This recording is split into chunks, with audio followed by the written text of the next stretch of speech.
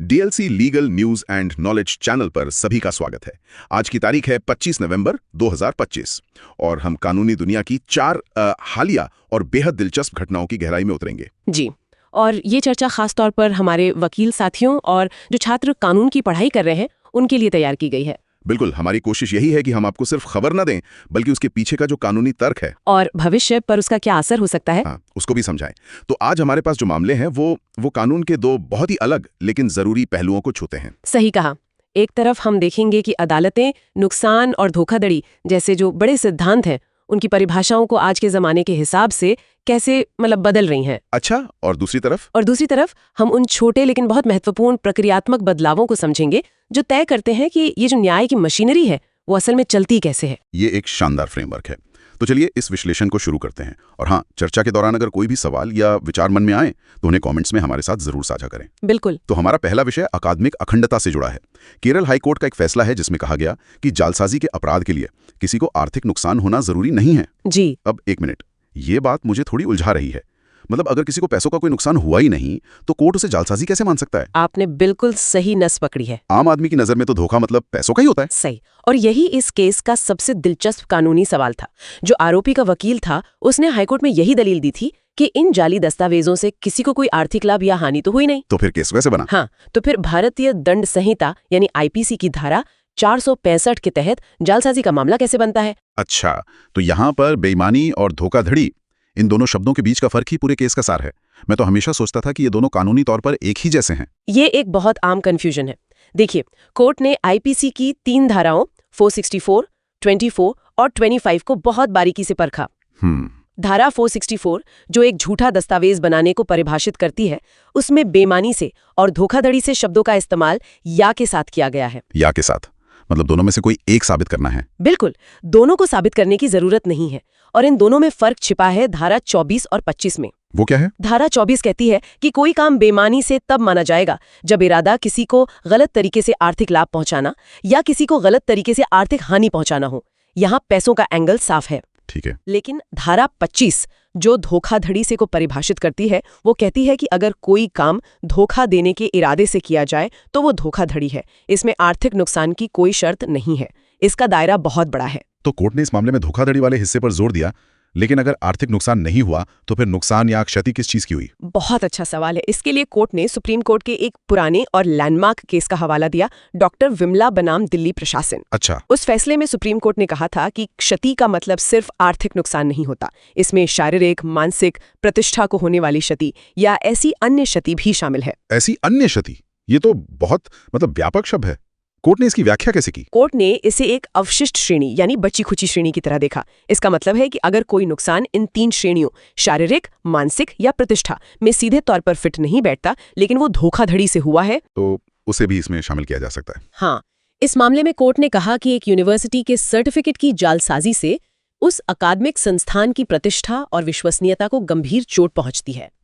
उस यूनिवर्सिटी की डिग्री की जो वैल्यू है वो कम हो जाती है, लोगों का भरोसा टूटता है। एकदम सही। ये एक ऐसा नुकसान है जिसे आप पैसों में नहीं तौल सकते, लेकिन ये बहुत वास्तविक और गंभीर है। इसका असर अनगिनत छात्रों और उनके भविष्य पर पड़ता है। समझ गया। और इस केस में एक और तकनीकी पहलू था, हैंडराइटिंग सैंपल को लेकर।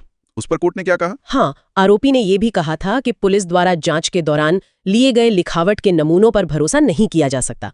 कोर्ट ने इस दलील को भी खारिज कर दिया। अच्छा। और अंत में जस्टिस पीवी बालकृष्णन की बेंच ने दोष सिद्धि को तो बरकरार रखा, लेकिन सजा 2 साल से घटाकर 1 साल कर दी।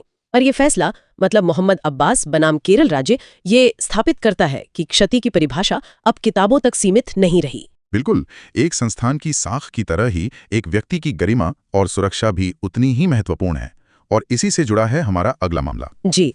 ये मामला बॉलीवुड अभिनेत्री सेलिना जेटली और उनके पति पीटर हाग से जुड़ा है। जी, सेलिना जेटली ने अपने पति के खिलाफ घरेलू हिंसा अधिनियम 2005 के तहत मुंबई की एक अदालत में शिकायत दर्ज कराई है। उन्होंने लगातार दुर्व्यवहार, क्रूरता और शारीरिक हिंसा जैसे गंभीर आरोप लगाए हैं। और इस मामले में 50 करोड़ रुपए के मुआवजे की मांग की गई है, जो एक बहुत बड़ी रकम है। कानूनी नजरिए से इसमें क्या गहराइयां हैं? देखिए, ये बिल्कुल भी आम नहीं है और यहीं पर यह केस कानूनी रूप से महत्वपूर्ण हो जाता है। घरेलू हिंसा अधिनियम के तहत 50 करोड़ का मुआवजा मांगना एक बहुत बड़ी बात है। आमतौर पर अदालतें मुआवजे का फैसला करते वक्त दोनों पक्षों की आर्थिक स्थिति और हुए नुकसान की गंभीरता को देखती हैं। ये केस भविष्य में हाई प्रोफाइल मामलों के लिए एक नजीर बन सकता है। किस तरह की नजीर? कि कैसे भावनात्मक और आर्थिक शोषण को एक बड़ी आर्थिक क्षति के रूप में पेश किया जा सकता है। याचिका में एक बहुत ही परेशान करने वाला आरोप है। लिखा है कि पति ने शिकायतकर्ता के व्यक्तित्व को व्यवस्थित रूप से नष्ट कर दिया है और चतुराई से उसे अपनी संपत्ति और वित्त का नियंत्रण उसे सौंपने के लिए धोखा दिया है। क्या ये आरोप घरेलू हिंसा अधिनियम के दायरे में आता है? बिल्कुल। ये सीधे सीधे अधिनियम की धारा 3 में परिभाषित आर्थिक दुर्व्यवहार और भावनात्मक दुर्व्यवहार के दायरे में आता है। अच्छा। यह कानून सिर्फ शारीरिक हिंसा तक सीमित नहीं है। किसी को उसकी संपत्ति से वंचित करना या फिर बार बार अपमानित करके उसके आत्मसम्मान को चोट पहुंचाना भी घरेलू हिंसा है। और याचिका में ये भी कहा गया है कि जब वो डिप्रेशन में थीं, अपने नवजात बच्चे और माता पिता की मृत्यु के बाद, तब उन पर घर का मालिकाना हक ट्रांसफर करने का दबाव डाला गया। यह आरोप मामले की गंभीरता को और बढ़ा देता है। तो 50 करोड़ के मुआवजे के अलावा उन्होंने और क्या राहतें मांगी हैं? उन्होंने हर महीने 10 लाख रुपए का गुजारा भत्ता, अपनी मुश्तरका संपत्ति को बेचने से पति पर रोक और अपने जेवर और अन्य सामान की वापसी की भी मांग की है। फिलहाल मजिस्ट्रेट ने पीटर हाक को नोटिस जारी किया है और अगली सुनवाई 12 दिसंबर को है। तो हमने देखा कि कानून नुकसान की परिभाषा को कैसे बढ़ा रहा है। अब बात करते हैं कानून की प्रक्रिया की। मान लीजिए निचली अदालत में केस खारिज हो जाता है, आप अपील में जाते हैं, तो क्या उस अपील के दौरान आपके अधिकारों की रक्षा के लिए कोई रास्ता है? ये एक ऐसा प्रक्रियात्मक सवाल है जिससे हर वकील को कभी न कभी जूझना पड़ता है। जस्टिस जेबी पारदीवाला और केवी विश्वनाथन की बेंच ने एक बहुत ही महत्वपूर्ण फैसले में कहा है कि अगर निचली अदालत किसी मुकदमे को खारिज भी कर दे, तब भी अपीलीय अदालत उस अपील के लंबित रहने के दौरान अंतरिम राहत, जैसे कि स्टेटस को बनाए रखने का आदेश दे सकती है। लेकिन एक सवाल है, क्या इस फैसले से निचली अदालतों का महत्व कम नहीं हो जाएगा? अगर हर खारिज मुकदमे में अपीलीय अदालत आसानी से स्टे देने लगे तो? ये एक जायज चिंता है, लेकिन सुप्रीम कोर्ट ने इसे एक अलग नजरिए से देखा है। उन्होंने एक मौलिक कानूनी सिद्धांत को दोहराया। अपील मूल मुकदमे की ही निरंतरता है। An appeal is a continuation of the suit. Exactly. इसका मतलब है कि अपील कोई नई कार्यवाही नहीं, बल्कि उसी केस का अगला चरण है। इसलिए जो शक्तियां निचली अदालत के पास थीं, वो सभी शक्तियां अपीलीय अदालत के पास भी होती हैं, जिसमें अंतरिम राहत देने की शक्ति भी शामिल है। बिल्कुल। तो इस मामले में गुजरात हाई कोर्ट ने राहत देने से क्यों इनकार कर दिया था? उनका तर्क क्या था? यहीं पर कानूनी व्याख्या की एक बड़ी गलती हुई।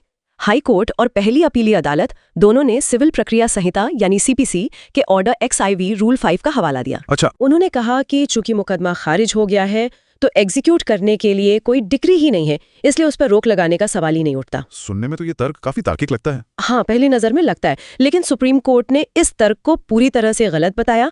उन्होंने बहुत सरलता से समझाया। कैसे? इसे ऐसे समझिए, ऑर्डर XI रूल 5 एक ब्रेक की तरह है जो आप चलती हुई गाड़ी पर लगाते हैं। ठीक है। ये तब इस्तेमाल होता है जब कोई पार्टी केस जीत जाती है और डिक्री को लागू करवाने जाती है और हारी हुई पार्टी उस पर रोक लगवाना चाहती है। लेकिन जब मुकदमा ही खारिज हो गया तो गाड़ी तो पहले से ही रुकी हुई है, तो आप ब्रेक किस पर लगाएंगे? अरे वाह, ये सादृश्य इसे बिल्कुल साफ कर देता है। जी, सुप्रीम कोर्ट ने कहा कि वादी के खिलाफ तो कोई डिग्री है ही नहीं जिसे लागू किया जाना हो, इसलिए ये नियम यहाँ लागू ही नहीं होता। तो अपीलीय अदालत को क्या करना चाहिए था? कोर्ट ने कहा कि अपीलीय अदालत को अपनी अंतर्निहित शक्तियों का इस्तेमाल करते हुए 3 सिद्धांतों पर अर्जी का मूल्यांकन करना चाहिए था। क्या एक प्राइमा फेसी केस बनता है, क्या कोई इररिपेरेबल इंजरी होगी, और बैलेंस ऑफ कन्वीनियंस किस पक्ष में है। ये फैसला मोहम्मद हनीफ, मोहम्मद इब्राहिम पटेल बनाम पल्लवीबेन राजेंद्र कुमार पटेल न्याय तक पहुंच के अधिकार को बहुत मजबूत करता है। प्रक्रियात्मक निष्पक्षता से अब प्रक्रियात्मक सटीकता की ओर बढ़ते हैं। हमारा आखिरी विषय सुप्रीम कोर्ट की रजिस्ट्री से जुड़ा हुआ है। ये एक छोटा सा बदलाव लग सकता है, लेकिन इसका असर बहुत बड़ा है। बिल्कुल। सुप्रीम कोर्ट ने एक न्यायिक आदेश के जरिए अपनी रजिस्ट्री को निर्देश दिया है कि ऐसी कोई भी याचिका की फाइल या पेपर बुक स्वीकार ना की जाए जिसमें ब्लैक एंड व्हाइट तस्वीरें लगी हों। ये एक दिलचस्प निर्देश है। मतलब ये सिर्फ एक प्रशासनिक नियम जैसा लगता है। इसके लिए एक न्यायिक आदेश की जरूरत क्यों पड़ी? सुप्रीम कोर्ट इस पर इतना जोर क्यों दे रहा है? क्योंकि ये सिर्फ एक नियम नहीं, बल्कि सबूतों की गुणवत्ता और न्याय की स्पष्टता से जुड़ा एक बड़ा कदम है। अच्छा। ये आदेश जस्टिस सूर्यकांत, जो अब CJI हैं, उनकी बेंच ने दिया है।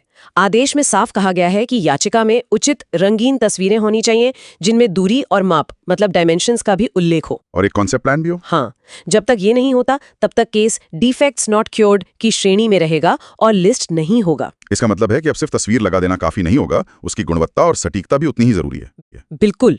और ये पहली बार नहीं है। सितंबर 24 में भी जस्टिस सूर्यकांत की ही अगुवाई वाली एक बेंच ने रजिस्ट्री को ब्लैक एंड व्हाइट तस्वीरें स्वीकार करने से रोका था। तो ये एक सोची समझी नीति है। हाँ, इसके पीछे की मंशा बिल्कुल साफ है। ये मामला दीनामती गोम्स बनाम गोवा राज्य इस बात का संकेत है कि अदालतें चाहती हैं कि उनके सामने पेश किए गए सबूत एकदम स्पष्ट और सटीक हों। और इससे क्या फर्क पड़ेगा? बहुत फर्क पड़ेगा। सोचिए, एक संपत्ति विवाद का मामला है जिसमें किसी दीवार की सही जगह को लेकर झगड़ा है।